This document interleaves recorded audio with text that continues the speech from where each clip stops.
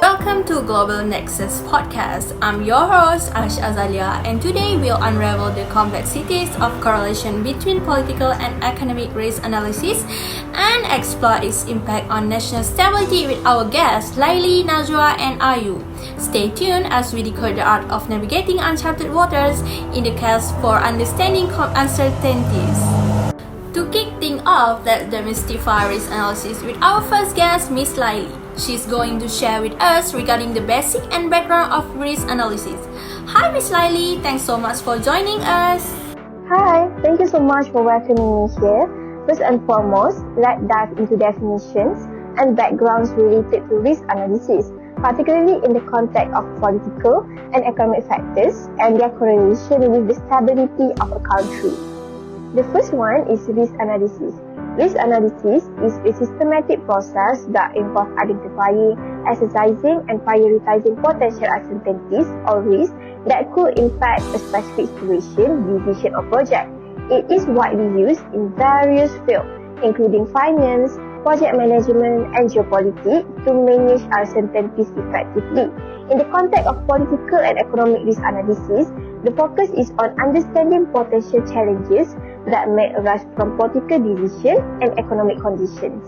The second element is political risk analysis. It assesses the potential impact of political factors on various aspects, such as businesses, investment, and projects. It involves evaluating government policies, stability, and international relations. Businesses and investors use political risk analysis to anticipate and mitigate risks associated with political decisions, regulatory changes, and geopolitical events that can influence the stability of the country. Next, we have the economic risk analysis, which involves evaluating factors that may affect the economic condition of the country, such as inflation, unemployment, and overall economic health. It assesses the potential impact on businesses, investment, and decision-making. Economic risk analysis is crucial for understanding the economic environment in which businesses operate. It helps stakeholders make informed decisions by considering potential economic challenges and uncertainties. Last but not least is the correlation between political and economic risk analysis and the stability of a country that refer to the interconnectedness of these factors. It highlights how changes in political decisions and economic conditions can influence the overall stability of a nation. This correlation recognizes that political stability and economic stability are interdependent. Stable governance and consistent economic policies can contribute to overall national stability, while instability in other realms can have repercussions on the other. In summary, risk analysis involves a systematic approach to identify and assess uncertainties. Political risk analysis focuses on political factors' impact.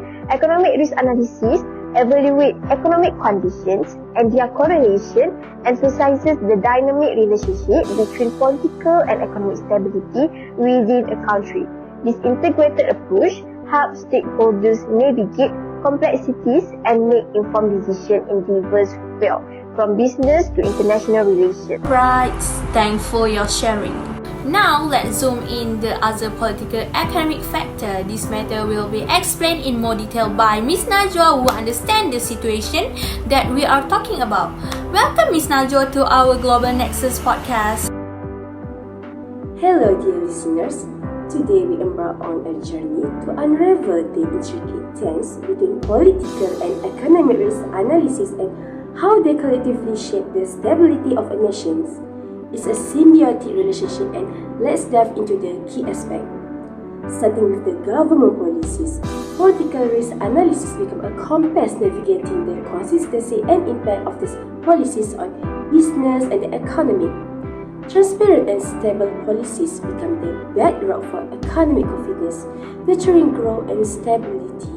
On the flip side, abrupt policy changes or political instability introduce uncertainties, casting shadows on investor confidence and economic stability.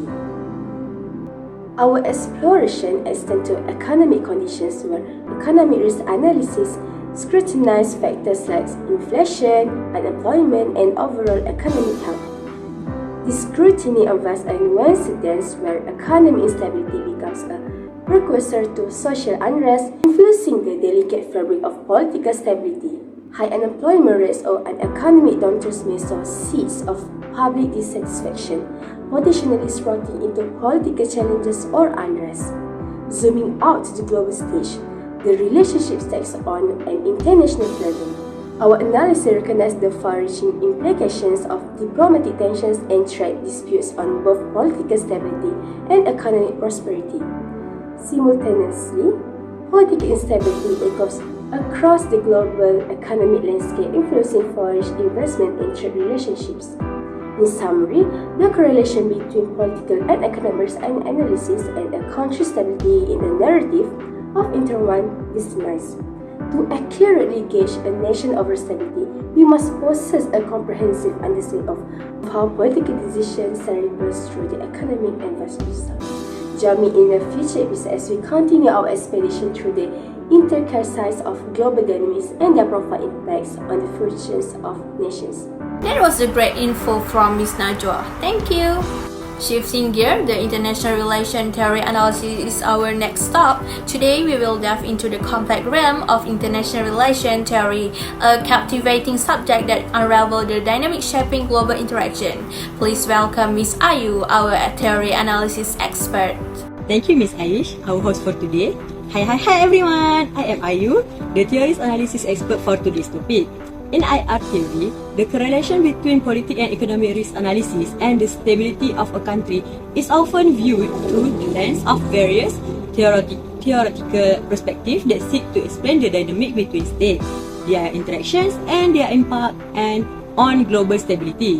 One of the theories that were used is Robert Gur's theory of relative deprivation. Robert Gur's theory of relative deprivation can provide valuable insight into the correlation between political and economic risk analysis and the stability of a country. According to Gur's theory, individuals or groups experience a relative deprivation when they perceive their situation to be worse than their expectation. Experiencing a gap between their expectation and reality might raise their negative emotions such as annoyance, rage, and complaints. In a broader societal context, widespread relative deprivation can contribute to political instability and conflict. Now, people keep asking what are the possible impacts of the economic and political risk analysis.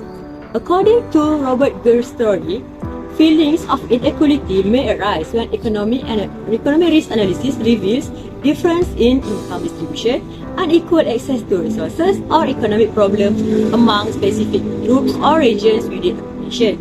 Protests, social unrest, or even conflict may result from social tensions and grievances brought on by high unemployment rates, inflation, poverty, or income inequality. Next, feelings of relative deprivation may be worsened by political risk analysis that reveals discriminatory law, corruption, or perceived injustice in government. Political instability can result from oppressive or unfair policies that favor some groups over others or ignore their demands. These actions may worsen social unrest and undermine public confidence in institutions. Understanding how perceived differences, whether in wealth distribution, political representation, or economic possibilities, may increase instability is the link between Gur's theory of relative deprivation and political and economic risk analysis. Widespread perceptions of relative deprivation can be predicted and their dangers minimized with the aid of a thorough risk analysis that takes this variable into account. In short, I believe that reducing inequalities, promoting social justice, enforcing fair governments, and implementing more inclusive economic policies are some of the root causes that political and economic risk analysis has identified. These actions can greatly decrease the perception of relative deprivation and promote greater stability in the nation. That's all I can say from my perspective. I hope it will answer our viewers' questions. Thank you. Thank you for joining us on Global Nexus podcast. If you enjoyed this episode, don't forget to subscribe and share. We love to hear your thoughts, so connect with us on Global Nexus Instagram and TikTok. Until next time, I'm Aish Azalia signing off. Stay curious.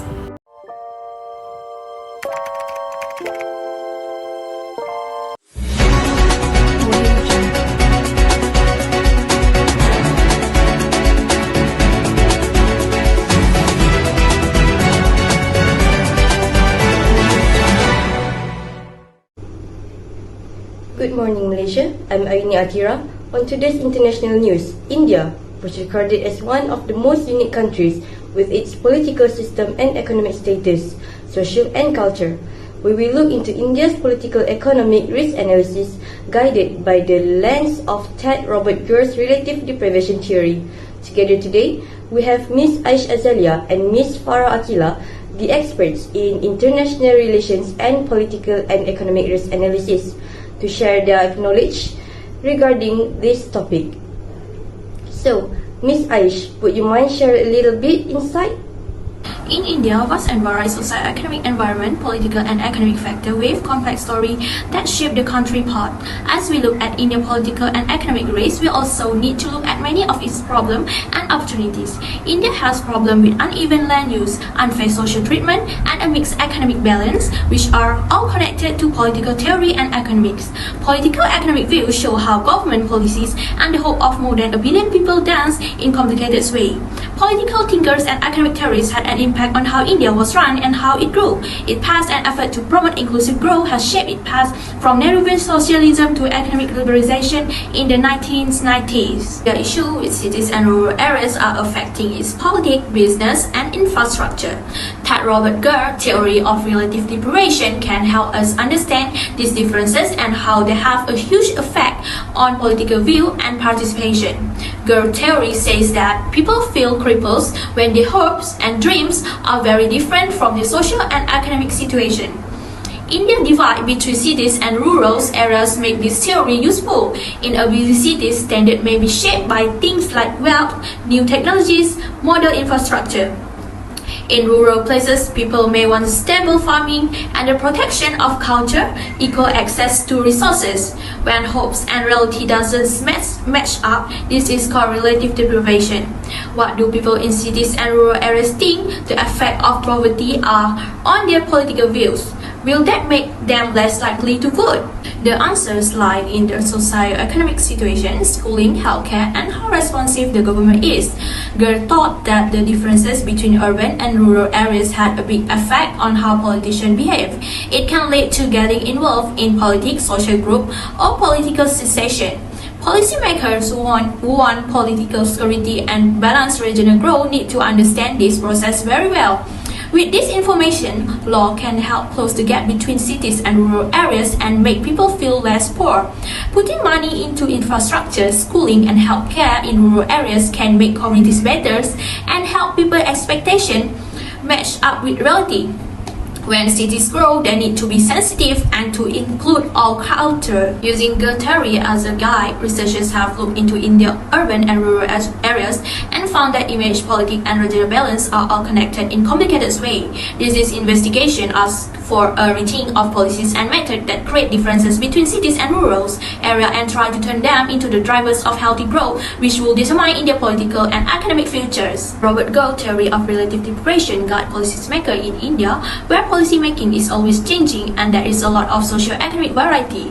This theoretical framework helps lawmakers figure out how different groups of people react to different policies, which in turn changes how poor people feel they are compared to others. Gur thesis stressed how important it is for people to understand how their reality differs from what they thought it would be based on their social status. Thank you, Ms. Aish, for the clear and precise analysis. Next, we'll move to Ms. Farah Akila to share with us the view of this unique country. Thank you for having me. First of all, India is a country that consists of multiple political and economic risks. When we talk about India's political risk, one significant factor is the issue of tribal and indigenous rights. Several regions in India are home to diverse tribal communities, and the clash between economic development and the preservation of indigenous cultures has been a long-standing challenge. For instance, in the state of Odisha, The Vedanta mining project faced intense opposition from local tribal communities who argued that it would lead to displacement and environmental degradation, jeopardizing their primitive lives. This conflict highlights the delicate balance between economic development and the protection of indigenous rights. As for the economic risk, the main risk that they face is youth unemployment. With a large and youthful population, the challenge is not just about creating jobs, but also ensuring meaningful and sustainable employment opportunities. High youth unemployment can contribute to social unrest and also political activism. An example that can be taken is when there is a farmers' protest that was initially focused on agricultural reforms, but also reflected the concerns of the youth, including unemployment and also economic inequality. So, the diverse nature of the movement showcased the intersectionality of political and economic grievances. As an expert in the IR field, we can analyze both risks through Ted Robert Kerr's theory on relative deprivation. It is relevant because Kerr argues that political violence and activism often stem from a perceived discrepancy between individuals' expectations and their actual socio-economic conditions. In this Indian context, the aspirations of the youth for better economic prospects may not align with the available opportunities, leading to a sense of relative deprivation. This, coupled with issues related to tribal and indigenous rights, creates a complex landscape where political and economic factors intersect, which creates more unrest. So, from what I can conclude, that Robert Kerr's theory reminds us that understanding the psychological and social aspects of this risk is very crucial. Sustainable solutions involve not only economic policies but also fostering a sense of inclusivity and addressing the root causes of relative deprivation. As India continues on its path of development, striking this balance will be a key to ensuring a stable and prosperous future for all its citizens. Thank you, Ms. Farah. Ladies and gentlemen, we've reached our last segment. Thank you for watching and stay tuned for more news national and international from our channel. With that, Assalamualaikum.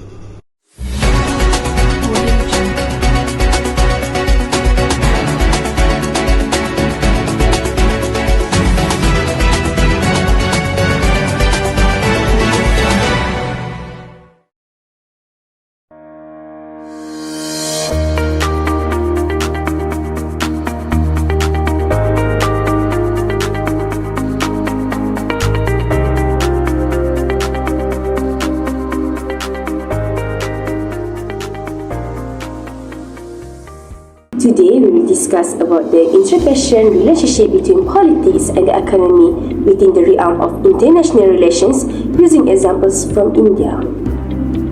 First and foremost, the first point is about the trade and diplomacy. The intersection of trade and diplomacy is a fascinating dimension of the intricate relationship between politics and the economy in international relations. Trade agreements, whether bilateral or multilateral, transcend mere economic transactions. They are complex diplomatic endeavors. In these negotiations, a delicate balancing act unfolds, intricately addressing political sensitivities and fostering mutual trust between nations. The negotiations table becomes a diplomatic canvas where economic interests and political considerations are artfully interwoven. Countries engage in a dance of compromise and mutual benefit, recognizing that the success of trade agreements hinges not only on economic terms, but also on addressing geopolitical concerns and fostering a diplomatic rapport. As for the example, India's trade relations with the United States provide a compelling illustration of this intricate dance. The US-India Trade Policy Forum serves as a dynamic platform where economic and political considerations coalesce.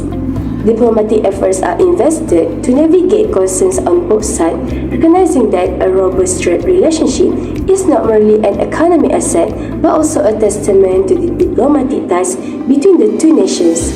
The forum becomes a stage for addressing lessons, political challenges, fostering collaboration, and enhancing trade ties in a manner that reflects the symbiotic natures of politics and economy in international relations.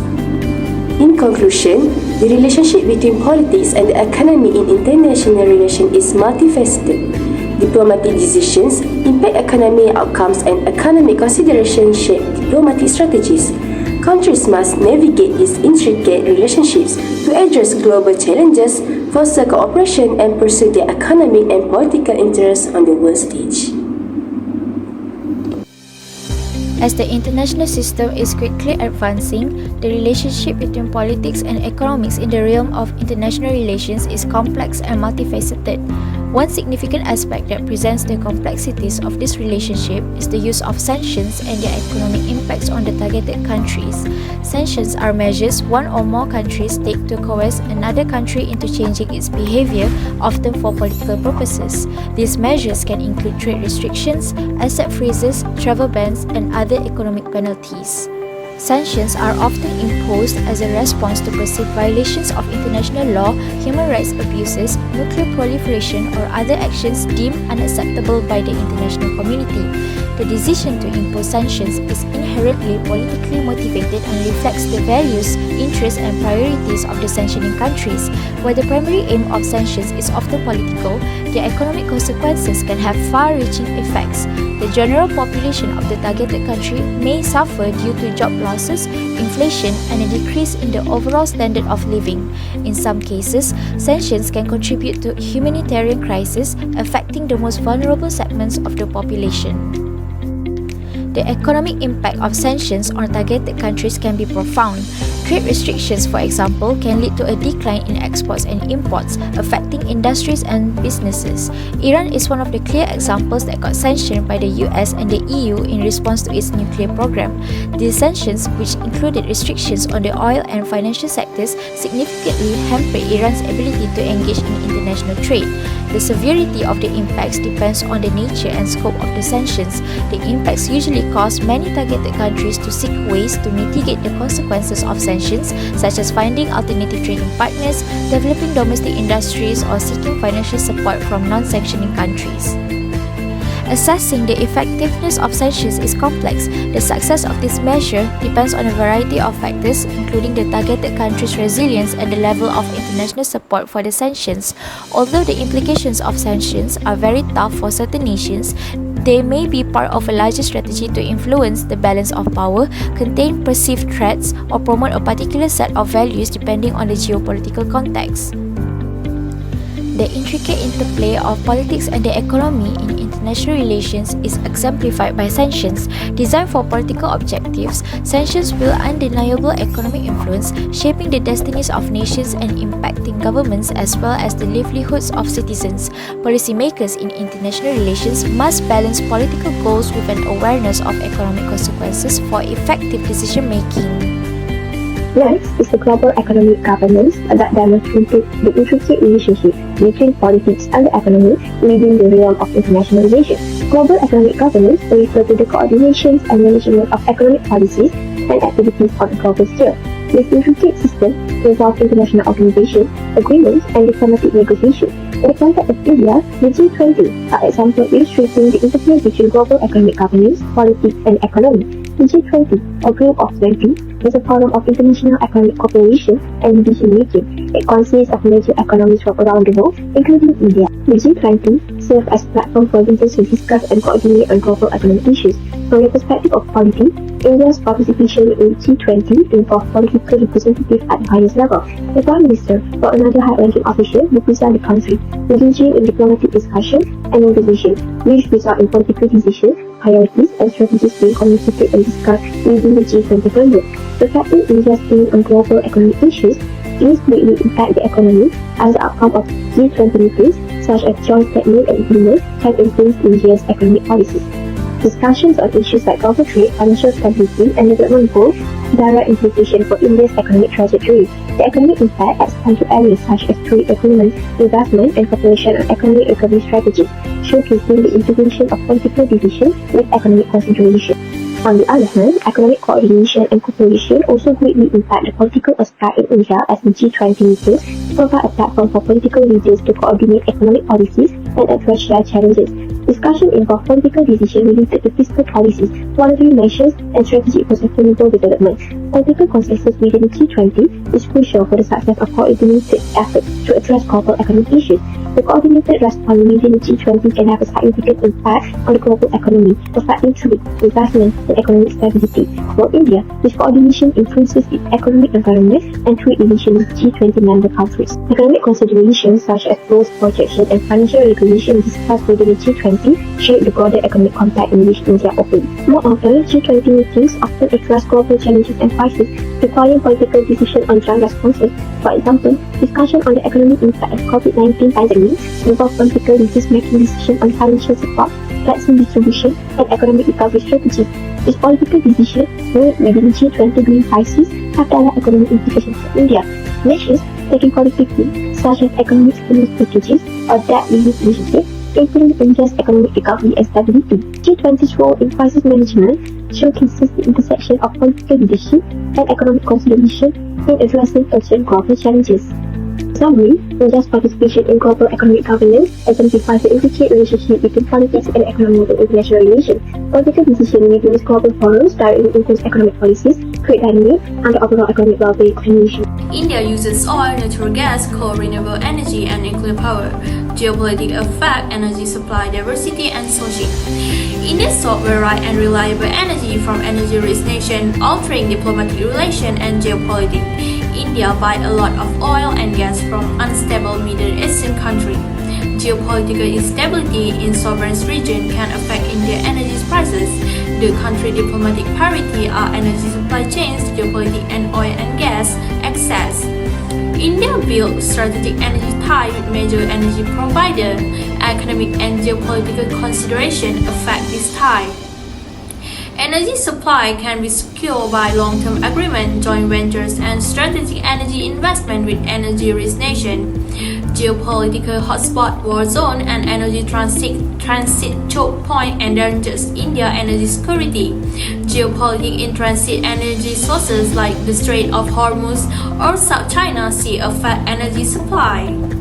The global switch to renewable energy creates geopolitical concern. Renewable energy and technical collaboration for sustainable development in India are affected by geopolitical variables including climate change and clean energy cooperation. The Turkmenistan, Afghanistan, Pakistan, and India TAPI gas pipeline requires considerable diplomatic and geopolitical thought. Energy security and geopolitics are improved by diversifying resources and pathways. India attends global energy governance forums. Geopolitics shapes India climate change, energy trade, and international energy organization policies. Energy producing regions geopolitics determine India energy security. India economy can be destabilized by instability, violence, and geopolitical tension during disrupting supply network and energy costs. Applying third-gear relative deprivation theory to India energy security and geopolitics require investigating how perception of energy access or benefit inequity may affect diplomatic tension or strategic action. Gear thesis may apply to India in several ways. Economic development and energy infrastructure vary widely in India. Regional differences in energy availability or benefit may cause interstate conflict because certain regions feel disadvantaged. India expanding energy needs and import dependence leave it vulnerable to global resources rivalry. If India believes other nations have better energy security, it may cause diplomatic difficulty or affect its energy strategic partnership. Another complex relationship between politics and the economy is shown in the relationship between foreign aid and political influence. In the realm of international relations, economic assistance and foreign aid are not purely altruistic efforts, but are strategic tools employed by donor countries to exert influence over recipient countries instead. This process involves attaching conditions or requirements to the aid packages, which are often related to diplomatic or political objectives that the donor country wishes to achieve. When the donor countries provide economic assistance or foreign aid, they may use it as a leverage to shape the policies and actions of the recipient country in a manner that aligns with the donor's own interests. This can manifest in various ways, such as encouraging the adoption of specific economic reforms, supporting certain political stances, or promoting alignment with the donor's international agenda. The political beliefs of the government significantly impacts its decision regarding foreign aid. Here, political ideology is the liberal conservative orientation of political parties and the government they compose. For example, the conservative government tends to lean towards traditional values and less government involvement, which will result in an inclination to provide foreign aid, especially to poorer countries. This proves that the ideological position of political parties in government influences aid efforts. It shows that understanding the political stance of a country's leaders is important for predicting how they might behave economically, particularly in terms of giving aid. Now, let's see how Japan's government applies this complex relationship. Japan is known as the third world's largest economy. During the conservative power rule, there tended to be a focus on economic interests and strategic partnership. Hence, aid is focused on countries with economic ties or strategic importance. Meanwhile, during the liberal government rule, they emphasized global cooperation, humanitarian concerns, and sustainable development. This led to increased support aid initiatives addressing poverty, health, and environmental issues. In summary, tying aid to diplomatic objectives allows donor countries to exercise a degree of control over the recipient's decision-making processes and policy choices. It establishes a relationship where the recipient is influenced to act in ways that benefit the donor's strategic goals. This dynamic can create a complex interplay between economic assistance, political influence, and diplomatic relations in the international arena. The overlapping of economic policies, diplomatic negotiations, and national interests is highlighted by the complex relationship between politics and economy in the context of international relations, especially regarding global financial institutions (GFIs) like the International Monetary Fund (IMF) and World Bank. Agreement to specific economic standards and guidelines set forth by this institution is requirement for membership in GFIs. Countries that participate in these institutions or seek financial aid are frequently obliged to harmonize their economic policies with global norms.